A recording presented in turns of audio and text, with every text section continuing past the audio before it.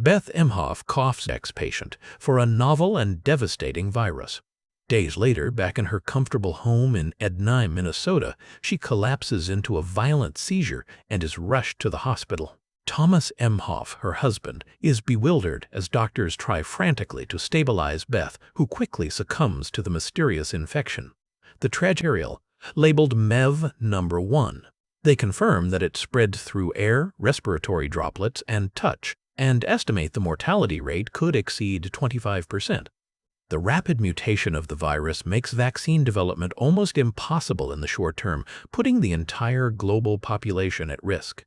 Dr. Mears diligently reconstructs Beth Emhoff's travel history, discovering that Beth had a brief layover in Chicago and an encounter with an old flame, Josh Neal, who is now also fatally ill. Protective gear. Mears begins to cough and exhibit symptoms herself. She is transferred to a field hospital set up in a gymnasium, succumbing quickly to the virus, a tragic loss for the dedicated response effort. Thomas everywhere. He sees firsthand the collapse of civility. Jory questions why she should bother with precautions, feeling hopeless, but Thomas forces them to maintain strict hygiene and isolation. Pepted by the FBI, who begin investigating Cheever, undermining the agency's credibility. Meanwhile, Crumweed exploits the public's fear. He claims to have contracted and cured himself of MEV1 using a natural remedy called forsythia. He fakes symptoms live on his blog to increase traffic and drive up the price of the untested, unproven herb, making millions while actively discouraging people from following CDC health guidelines.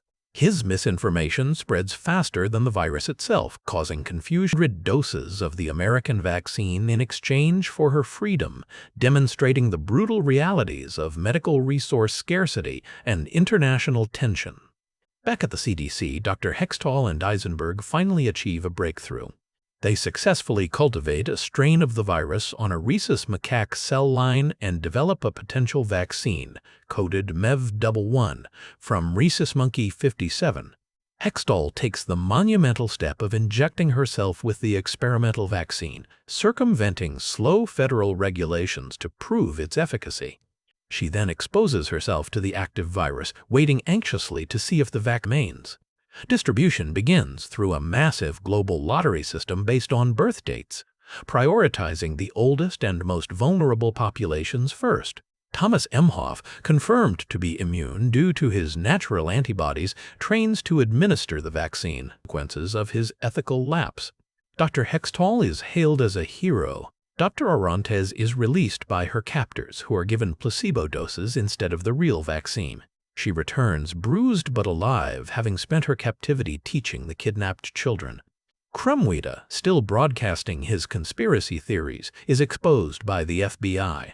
An agent posing as a supporter meets him and reveals that Crumweed never had the virus and therefore never cured himself with forsythia. Crumweed is arrested for contact. The narrative travels back to a corporate work site in a Malaysian jungle where trees are being cleared. A bat, displaced by the destruction, drops an infected piece of fruit into a pig pen. The pig is taken to a Hong Kong wet market, then transferred to a casino kitchen. A chef handles the patient zero who set the global pandemic in motion. Thanks for tuning in. Stay curious, stay awesome, and don't forget to hit that subscribe button for more amazing content.